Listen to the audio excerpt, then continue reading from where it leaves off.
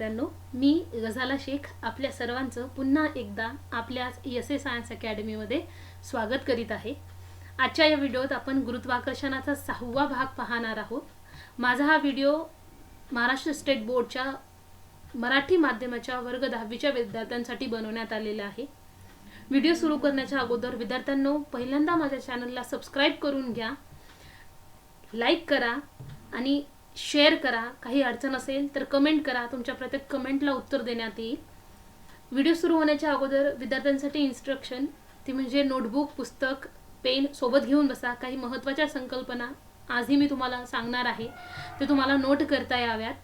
आजचे दोन्ही पॉईंट फार महत्त्वाचे, जे तुम्हाला प्रत्येक स्पर्धा परीक्षेसाठी लागतील. 10वीसाठी तर लागणारच आहेत, पण पुढेही चालून तुम्हाला फार कामी येतील. तुमच्या दररोजच्या जगण्यातले हे काही पॉईंट्स आहेत. तर आपला पॉईंट आहे गुरुत्वीय स्थितीज ऊर्जा. आता त्याच्या नावामध्येच तुम्ही पाहू शकता काय दिलेलं आहे, स्थितीज ऊर्जा. विशिष्ट स्थितीमुळे निर्माण होणारी जी ऊर्जा आहे त्याला आपण म्हणतो स्थितीज ऊर्जा.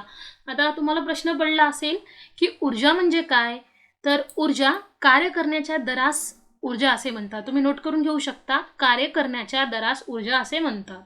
तर ऊर्जेचे वेगवेगळे प्रकार आहेत. यांत्रिक ऊर्जा, विद्युत ऊर्जा, वायू ऊर्जा, जल ऊर्जा, चुंबकीय ऊर्जा, त्यानंतर गतीज ऊर्जा, स्थितीज ऊर्जा. त्यापैकी एक आपण पाहणार आहोत आज, ती म्हणजे गुरुत्वीय स्थितीज ऊर्जा. आता सगळ्यात पहिल्यांदा तुम्हाला माहीत पाहिजे स्थितीज ऊर्जा म्हणजे काय, तर वस्तूच्या विशिष्ट स्थितीमुळे किंवा स्थानामुळे त्यात जी ऊर्जा समावलेली असते तिला आपण म्हणतो स्थितीज ऊर्जा. मी काय म्हणायला लागले विद्यार्थ्यांनो, नीट लक्ष द्या. वस्तूच्या विशिष्ट स्थितीमुळे किंवा त्याच्या स्थानामुळे जी ऊर्जा त्या वस्तूमध्ये समावली जाते त्या ऊर्जेला आपण म्हणतो काय म्हणतो, तर स्थितीज ऊर्जा. वस्तूच्या स्थितीमुळे किंवा स्थानामुळे त्यात जी ऊर्जा समावली जाते त्या ऊर्जेला आपण म्हणतो स्थितीज ऊर्जा. आता एक उदाहरण देते तुम्हाला हे समजण्यासाठी. तुम्ही लहानपणी प्रत्येकजण चावी देणारी खेळणी खेळला असाल. तुम्ही त्या खेळणीला चावी देता म्हणजे काय करता, त्या स्प्रिंगला गुंडाळता. ते स्प्रिंग आत गुंडाळल्या जातं. त्या स्प्रिंगच्या स्थितीमुळे, गुंडाळल्या गेलेल्या स्थितीमुळे त्या खेळण्यामध्ये जी ऊर्जा निर्माण होते ती म्हणजे स्थितीज ऊर्जा. तुम्हाला स्थितीज ऊर्जेचं आणखी एक उदाहरण देते. तुम्ही एखाद्या उंच टेकडीवर गेला असाल तर तिथून तुम्हाला खाली येण्यासाठी बघा दुसऱ्या ऊर्जेची गरज लागत नाही, कारण तुम्ही उंचवर असाल तर तुमच्या त्या उंच स्थितीमुळे आपण ऊर्जा निर्माण होते आणि त्या ऊर्जेमुळे तुम्ही फास्ट खाली येता, जसं तुम्ही घसरगुंडी खेळता. किंवा आणखी एक उदाहरण तुम्हाला देते. मोठमोठ्या डॅममध्ये जे पाणी साठवलेलं असते, जेव्हा ते पाणी वरून खाली येते तुम्ही पहा त्याच्यामध्ये प्रचंड ऊर्जा असते. ती ऊर्जासुद्धा कोणती असते, तर स्थितीज ऊर्जा. ही ऊर्जा जी आहे ती सापेक्ष असते. म्हणजे सापेक्ष असते म्हणजे रिलेटेड असते, संबंधित असते. आता ही ऊर्जा कोणाशी संबंधित आहे, तर त्या वस्तूच्या पृष्ठभागापासूनच्या उंचीशी. पहा मी काय म्हणायला लागले, त्याकडे नीट लक्ष द्या. मी म्हणायला लागले की जी स्थितीज ऊर्जा आहे ती सापेक्ष असते, संबंधित असते. कोणाशी संबंधित असते सगळ्यात जास्त, तर त्या वस्तूच्या उंचीशी. तुम्ही उंची वाढवलात की ऊर्जा ही वाढत जाते. कोणती ऊर्जा वाढत जाते, स्थितीज ऊर्जा वाढत जाते. म्हणजे स्थितीज ऊर्जा ही कोणाशी संबंधित आहे, तर वस्तूच्या उंचीशी. उंची वाढली की स्थितीज ऊर्जा सुद्धा वाढली. आता तुम्ही मला म्हणाल टीचर आपण तर स्थितीज ऊर्जा नाही गुरुत्वीय स्थितीज ऊर्जा पाहू लागलो, पण ते पाहण्या अगोदर तुम्हाला स्थितीज ऊर्जा म्हणजे काय हे माहीत असावं म्हणून हे सांगितलं. तर काय आहे विद्यार्थ्यांनो, स्थितीज ऊर्जा म्हणजे काय, वस्तू जेव्हा एखाद्या विशिष्ट स्थितीमुळे किंवा स्थानामुळे त्या वस्तूमध्ये जर ऊर्जा समावली गेली तर त्याला आपण म्हणतो स्थितीज ऊर्जा. आता गुरुत्वीय स्थितीज ऊर्जा कशाला म्हणतो, तर ही फार सोपी व्याख्या आहे. पृथ्वीच्या पृष्ठभागावर, पहा शब्दाकडे लक्ष द्या, काय म्हणायला लागले, पृष्ठभागावर, पृथ्वीच्या पृष्ठभागावर, पृष्ठभागापासून जर वर गेल्यावर एखाद्या वस्तूच्या स्थितीमुळे, पृष्ठभागावर स्थितीमुळे निर्माण होणाऱ्या ऊर्जेस गुरुत्वीय स्थितीज ऊर्जा असे म्हणतात. म्हणजे तुम्ही जमिनीपासून उंच गेलात, तुम्हाला माहिती आहे जर तुम्ही जमिनीपासून उंच चाललात तर कोणतं बल त्या वस्तूवर प्रयुक्त होणार, तर गुरुत्वीय बल. गुरुत्वीय बलामुळे जी जी स्थिती तयार गुरुत्वीय बलामुळे जी ऊर्जा स्थितीज ऊर्जा निर्माण होते. वस्तू पृथ्वीच्या पृष्ठभागापासून उंच चालली आहे, म्हणजे एका स्थितीवर मध्ये चालली आहे. त्या स्थितीमुळे जी ऊर्जा निर्माण होईल त्या ऊर्जेला आपण म्हणतो गुरुत्वीय स्थितीज ऊर्जा. जेव्हा आपण जमिनीपासून उंच जातो तेव्हा आपल्यावरती गुरुत्वीय बल प्रयुक्त होत असते. त्या गुरुत्वीय बलामुळे जी स्थितीज ऊर्जा निर्माण होते त्या स्थितीज ऊर्जेला आपण म्हणतो गुरुत्वीय स्थितीज ऊर्जा. जनरली एखादी आपण वस्तू कन्सिडर करूया. तुम्ही इथं पाहू शकता, आपण एक वस्तू घेतली ज्याचं वस्तुमान आहे यम. हे पृथ्वीपासून किती अंतरावर आहे तर यच अंतरावर. याची उंची किती आहे तर यच. एखादी वस्तू जमिनीपासून यच एवढ्या उंचीवर असेल तर आपण त्याची जी स्थितीज ऊर्जा आहे ती कशी काढतो, यम जी यच. हेच म्हणलं इथं, यम वस्तुमान असलेल्या व पृथ्वीच्या पृष्ठभागापासून यच एवढ्या उंचीवर असलेल्या वस्तूची गुरुत्वीय स्थितीज ऊर्जा ही यम जी यच असते व पृथ्वीच्या पृष्ठभागावर ती किती असेल तर 0 असेल. कारण यच काय होऊन जाईल, 0 होऊन जाईल. यच हे 0 होऊन जाईल आणि तुम्ही 0ला कशानेही गुणाकार केलात तर गुणाकार हा 0 येतो. म्हणजे जर आपण जमिनीच्या पृष्ठभागावर असू तर स्थितीज ऊर्जा ही 0 असते. स्थितीज ऊर्जेला पोटेन्शियल एनर्जी म्हणतात, याला PE ने दर्शवतात. त्यानंतर पहा, वस्तू पृथ्वीच्या पृष्ठभागापासून यच उंचीवर असताना तिची गुरुत्वीय स्थितीज ऊर्जा ही -GMM डिवायडेड बाय R+H एवढी असते. आता तुम्हाला 2-3 प्रश्न एकदाच पडले असतील, टीचर हे कसं. ठीक आहे, तर सगळ्यात पहिल्यांदा हे लक्षात ठेवा, गुरुत्वीय ऊर्जा किती असेल तर -GMM/R+H.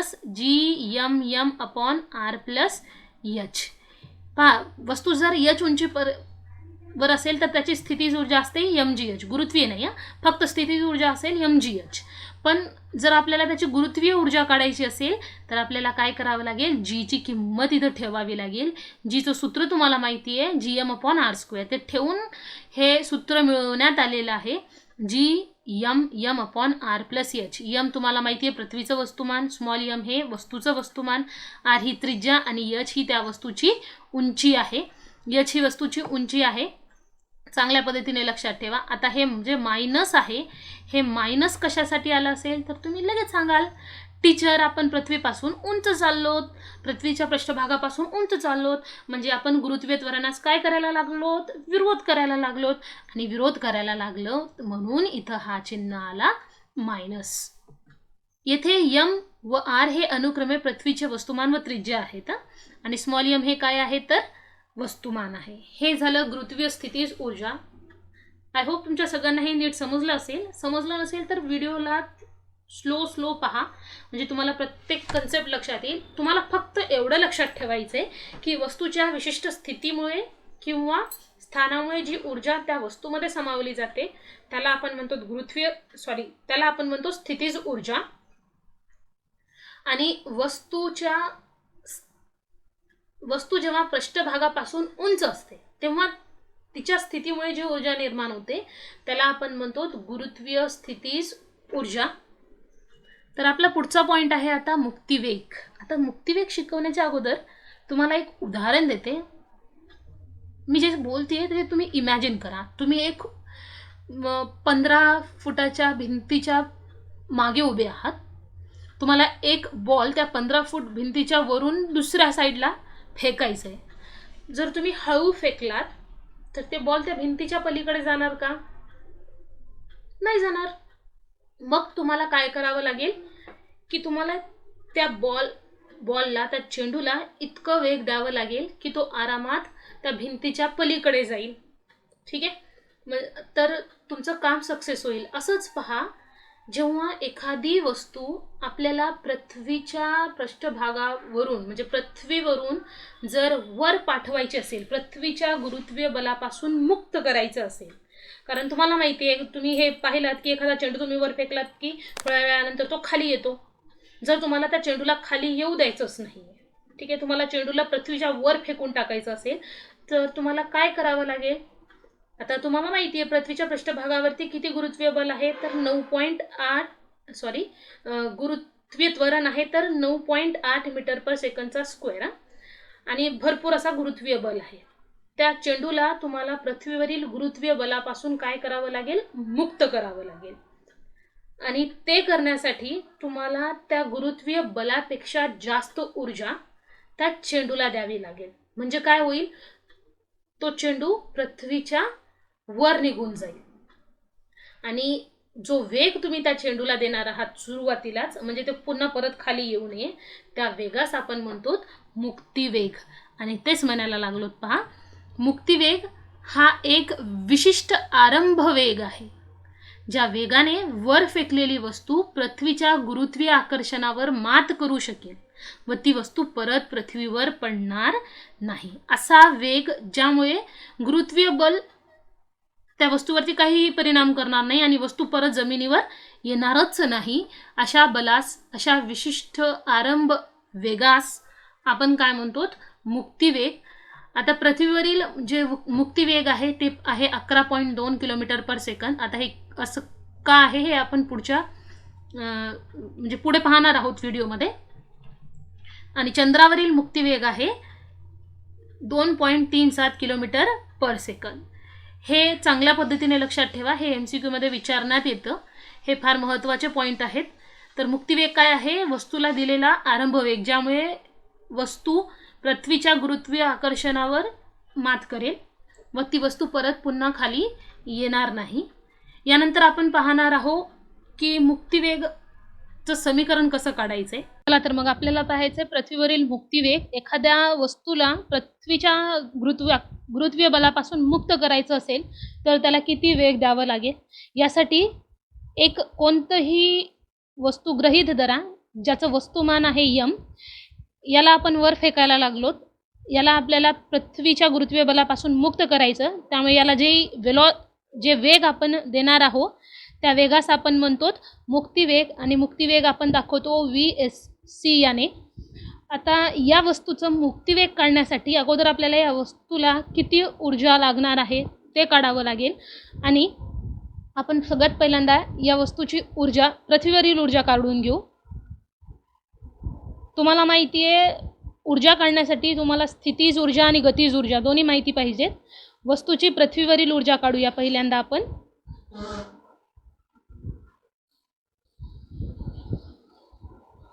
त्यासाठी आपल्याला सगळ्यात पहिल्यांदा वस्तूची स्थितीज ऊर्जा काढावी लागेल. वस्तूच्या स्थितीमुळे निर्माण होणाऱ्या ऊर्जेला आपण वस्तूची स्थितीज ऊर्जा म्हणतो. ठीक आहे. आणि वस्तूच्या गतीज ऊर्जा म्हणजे वस्तूच्या गतीमुळे निर्माण होणाऱ्या ऊर्जेला आपण वस्तूची गतीज ऊर्जा म्हणतो. तुम्ही काढताना स्थितीज ऊर्जा किंवा गतीज ऊर्जा काहीही पहिल्यांदा काढू शकता. आता मी इथे पहिल्यांदा गतीज ऊर्जा काढते आहे म्हणजेच कायनेटिक एनर्जी. तुम्हाला माहिती आहे स्थितीज ऊर्जेचं सूत्र आहे हाफ mv वर्ग, पण इथं v म्हणजे आपली मुक्तिवेग आहे म्हणून मी इथं लिहिते VSC मुक्तिवेगचा वर्ग. आणि स्थितीज ऊर्जा, गुरुत्वीय स्थितीज ऊर्जा जे आपण याच व्हिडिओमध्ये पाहिलेलो आहोत ते आपल्याला भेटणार आहे -gm/r या सूत्राने. म्हणजेच याची जर आपल्याला पूर्ण ऊर्जा काढायची असेल तर ती आपण दर्शवणार E1 ने. आणि ती कशी भेटणार? गतीज ऊर्जा आणि स्थितीज ऊर्जा या दोन्ही ऊर्जेचं बेरीज करून, म्हणजेच E1 बरोबर KE अधिक P. दोघांच्याही किमती माहीत आहेत, सूत्रामध्ये ठेवून द्या. म्हणजे काय भेटेल आपल्याला? E1 बरोबर हाफ m मुक्तिवेगचा वर्ग अधिक, आता हे किंमत वजामध्ये आहे त्यामुळे मी ब्रॅकेट करून लिहायला लागले, कंसात लिहायला लागले. काय भेटेल? GM/r अधिक आणि वजा, म्हणजे सरळ सरळ वजा होऊन जाईल आणि आपलं सूत्र काय होऊन जाईल किंवा आपली पूर्ण ऊर्जा, या वस्तूची पृथ्वीवरील पूर्ण ऊर्जा काय होऊन जाईल? E1 बरोबर अर्धा 1/2 m मुक्तिवेगचा वर्ग अधिक आणि वजा GM/r आर, याला म्हणूया आपण समीकरण नंबर 1. हे समीकरण आपल्याला पुढे लागणार आहे, त्यामुळे मी इथे याला थोडंसं हायलाईट करून ठेवते, म्हणजे आपल्याला गरज पडली की लगेच तुम्हाला दिसावं. आता ही तर भेटली आपल्याला वस्तूची पृथ्वीवरील ऊर्जा. जर आपण याच वस्तूला अनंतात पाठवलो तर त्यावेळेस या वस्तूची काय ऊर्जा असेल, तर पाहूया आपण वस्तूची अनंतातील ऊर्जा.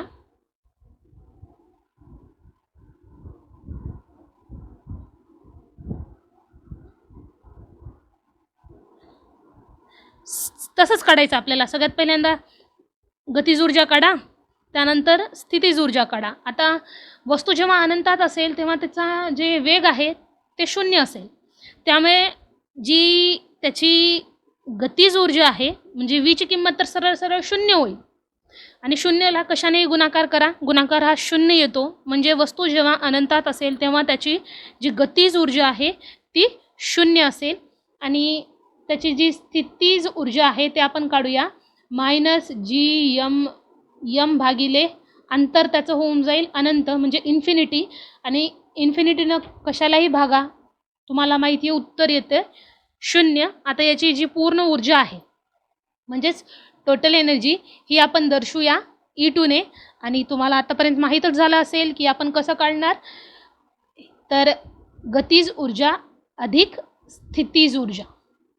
ठीक आहे, कायनेटिक एनर्जी अधिक पोटेन्शियल एनर्जी, दोघांच्याही किमती माहीत आहेत, ठेवून द्या. काय येईल, E2 बरोबर कायनेटिक एनर्जीसुद्धा बघा 0 आलेली आहे आणि पोटेन्शियल एनर्जीसुद्धा 0 आलेली आहे. म्हणजे सरळ सरळ E2 बरोबर काय आलेलं आहे तर 0.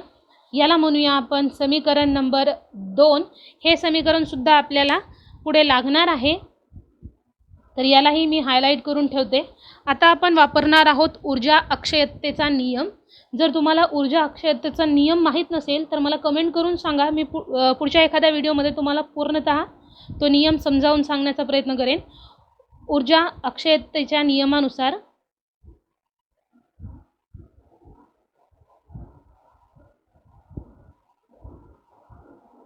काय सांगता येईल आपल्याला ऊर्जा अक्षय्यतेच्या नियमानुसार, तर E1 बरोबर E2.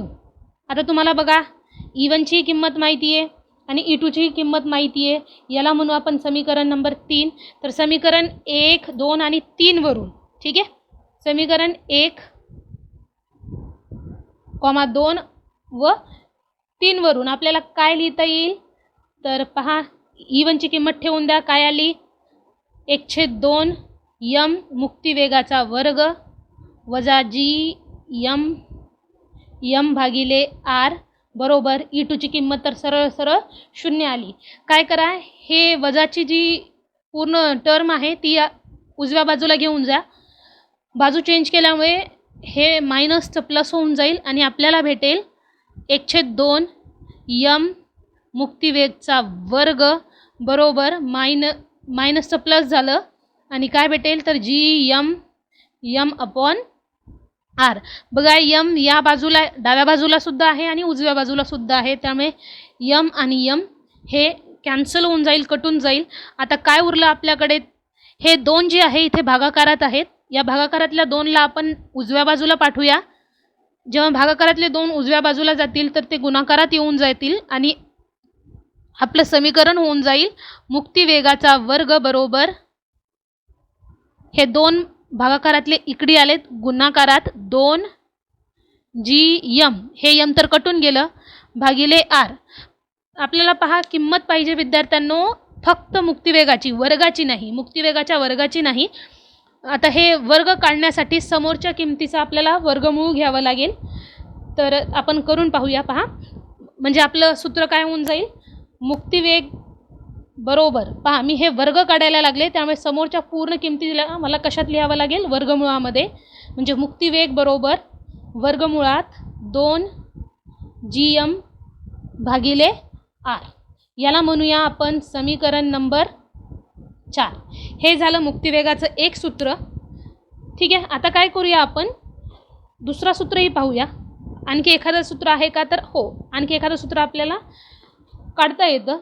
तर काय करूया आपण, समीकरण 4 मधील उजव्याकडील बाजूला R ने भागूया मी लिहित नाही आहे, मी सांगायला लागले. पहा, उजव्या बाजूला समीकरण 4च्या उजव्या बाजूला आरने भागून व गुणून गुणाकार पण करायला लागलोत आणि भागाकार पण करायला लागलोत. म्हणजे आपलं समीकरण होऊन जाईल मुक्तिवेग बरोबर वर्गमुळात 2gm हे गुणाकाराचे आर आणि हे इथं सुद्धा आर भागिले आर म्हणजे काय होईल जाईल. पहा, आर गुणिले आर म्हणजे आरचा वर्ग होऊन जाईल.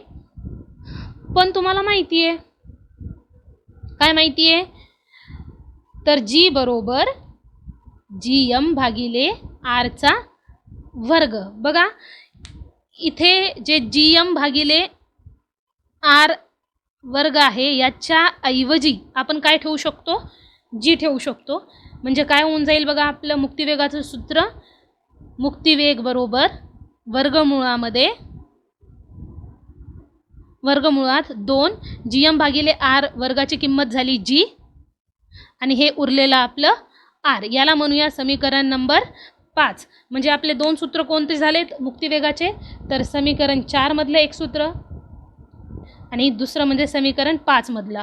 आता कोणतं सूत्र वापरायचं हे तुमच्या गणितात दिलेल्या किमतीवर अवलंबून आहे. तर तुम्ही 4 नंबरचं समीकरण वापरून सुद्धा मुक्तिवेग काढू शकता किंवा 5 नंबरचं सूत्र वापरून सुद्धा मुक्तिवेग काढू शकता. आता एखाद्या वस्तूचं पृथ्वीवर एक्झॅक्टली किती मुक्तिवेग आहे ते आपण पाहून घ्या. आता तुम्ही म्हणणार टीचर कसं पाहणार, तर पहा, तुम्हाला जीची किंमत माहिती आहे. आपण जेव्हा पृथ्वीवर असतो तेव्हा जीची किंमत 9.8 असते. तुमच्यासाठी मी इथं लिहून ठेवते. पहा, जी बरोबर किती 9.8 मीटर पर सेकंदचा वर्ग. ठीक आहे. आणि पृथ्वीची त्रिज्या सुद्धा तुम्हाला माहिती आहे, आर किती आहे, तर 6.4 गुणिले 10⁶ किलोमीटर. ठीक आहे. या किमती काय करा, या समीकरण 5 मध्ये ठेवून द्या आणि आपल्याला काय भेटेल, तर मुक्तिवेग बरोबर वर्गमुळामध्ये 2 गुणिले 9.8 गुणिले 6.4 गुणिले 10⁶. तुम्ही याला सोडवलात, याला सोडून याची किंमत किती येऊन जाईल. आता हे साधं गुणाकार आहे, मोठा गुणाकार असला असता तर मी करून दाखवलं असतं, तर गरज पडू नये, तुम्ही 10वीचे विद्यार्थी आहेत. याला सोडवलं आपण तर याची किंमत येऊन जाईल 11.2 किलोमीटर पर सेकंद. याचाच अर्थ असा की तुम्हाला एखादी वस्तू पृथ्वीच्या गुरुत्वीय बलापासून वेगळी करायची असेल किंवा वर पाठवायची असेल तर त्याला किती मुक्तिवेग द्यावा लागेल, तर 11.2 किलोमीटर पर सेकंदपेक्षा जास्त. वस्तूला वर पाठवण्यासाठी आपल्याला किती मुक्तिवेगाची गरज आहे, तर 11.2 किलोमीटर पर सेकंद. तर विद्यार्थ्यांनो, चला आपण भेटूया पुढच्या व्हिडिओत. आणि पुढच्या व्हिडिओमध्ये आपण पाहणार आहोत गुरुत्वाकर्षणाचा 7वा भाग, ज्यामध्ये आपण गणिते म्हणजेच उदाहरणे आणि काही महत्त्वाची माहिती पाहणार आहोत. त्या अगोदर माझ्या या चॅनलला सबस्क्राईब करा, लाईक करा, कमेंट करा आणि काही अडचण असेल तर प्रश्नही विचारू शकता. चला तर मग भेटूया आपण पुढच्या व्हिडिओमध्ये.